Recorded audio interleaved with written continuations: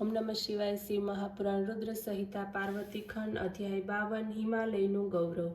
બ્રહ્મા બોલ્યા, હે નારદ, હિમાલયે પોતાનું આંગણું સાફ કરાવ્યું અને લીપાવ્યું, તે પછી પોતાના પુત્ર તેમજ અન્ય પર્વતોને ભગવાન શંકરની પાસે મોકલ્યા। તેઓ જઈને કહેવા લાગ્યા, હે પરમેશ્વર, આપ કૃપા કરીને વિષ્ણુ, બ્રહ્મા વગેરે દેવતાઓની સાથે ભોજન લેવા માટે પધારો। આ પ્રમાણેની વિનંતી સાંભળીને દેવતાઓને સાથે લઈને સદાશિવ ભોજન માટે આવ્યા।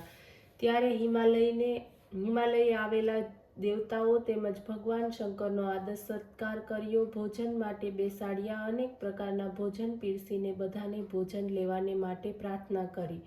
ત્યારે હસી મજાક કરતા દેવતાઓ સાથે વિષ્ણુ પણ ભોજન કરવા લાગ્યા। તે સમયે ઇન્દ્ર વગેરે લોકપાલોની અલગ પંગત હતી। ભૃગુ વગેરે ઋષિગણોએ પણ અલગ પંગત પાડી બ્રહ્મા, વિષ્ણુ, શંકરની પાસે બેઠેલા હતા।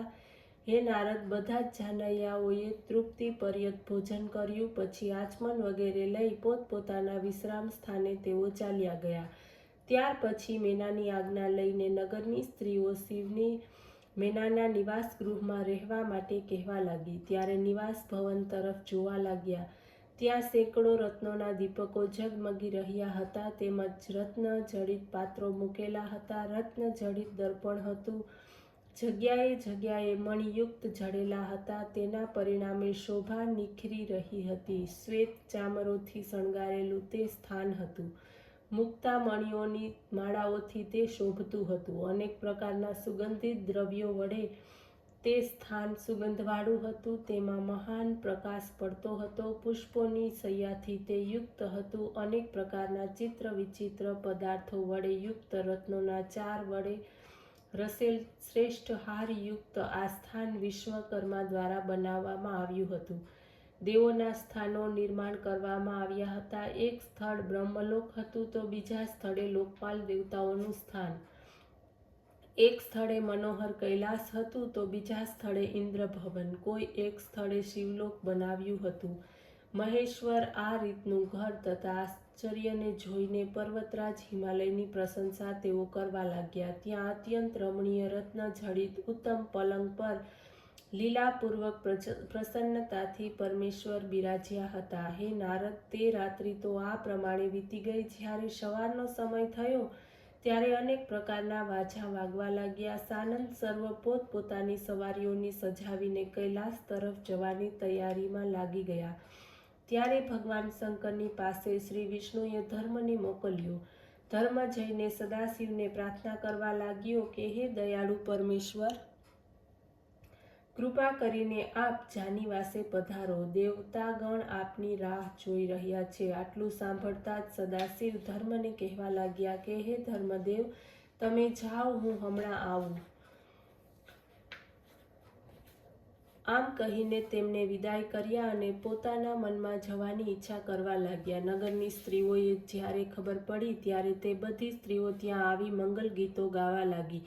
ભગવાન શંકરે પોતાના પ્રાતઃકાળના નિત્ય કર્મો કર્યા। મેનાની આજ્ઞા માગીને જાનીવાસે ગમન કર્યું। ત્યાં ઋષિમુનિઓને અત્યંત અને મને પ્રણામ કરીને બેસી ગયા। અધ્યાય 53 શિવયાત્રા। બ્રહ્મા બોલ્યા, હે નારદ, ત્યાર પછી વિષ્ણુ વગેરે દેવતાઓ અને ઋષિઓને પોતપોતાનું આવશ્યક કર્મ કરીને હિમાલયની પાસેથી વિદાય માંગી। ત્યારે નગરની સ્ત્રીઓએ સાથે લઈ હિમાલય જાનીવાસે સદાશિવને કહેવા લાગ્યા કે હે ઈશ્વર, અમારી પ્રાર્થના છે કે જાનૈયાઓની જોડે થોડા દિવસ અહીં નિવાસ કરો। આપના દર્શન કરીને અમને આનંદ થશે। આ રીતે હિમાલયે શિવને કેટલાક વધારે દિવસ રોકાવાને માટે આગ્રહ કર્યો। ત્યારે સદાશિવ પોતાના દેવતાઓની સાથે કહેવા લાગ્યા, હે પર્વત શ્રેષ્ઠ, આપ ધન્ય છો। આપની કીર્તિ મહાન છે।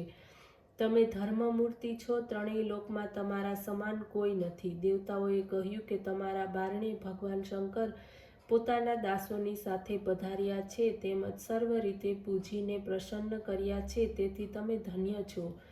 બ્રહ્મા બોલ્યા ત્યારે વાજા વાગવા લાગ્યા, મંગલ ગાન થવા લાગ્યા, અપ્સરાઓ નાચવા લાગી, માગધ વગેરે ગાન કરવા લાગ્યા। ત્યારે ભગવાન શંકરને હિમાલય આમંત્રણ કરીને ગિરિરાજ પોતાના ઘેર આવ્યા। જ્યારે દેવેશ પોતાના કૈલાસપતિ દેવો સહિત જવા માટે તૈયાર થયા તે સમયે મેના ઊંચે સ્વરે રુદન કરવા લાગી. તે શંકરને કહેવા લાગી કે હે પ્રભુ કૃપાનિધિ, મારી પ્રાર્થના છે કે આ મારી પુત્રી પાર્વતી આપની જન્મ જન્માંતરની દાસી છે. એ આપની સેવા કરશે, તેનું પાલન કરજો. તે મારી વહાલી દીકરી છે, આપની તે પૂર્ણ ભક્ત છે. આપની નિંદાથી તે વ્યાકુળ થઈ જાય છે. તેને હમણાં તો સંસારનું કોઈ જ્ઞાન નથી. આટલું કહીને પાર્વતીનો હાથ શંકરના હાથમાં સોંપતા મેના રડવા લાગી.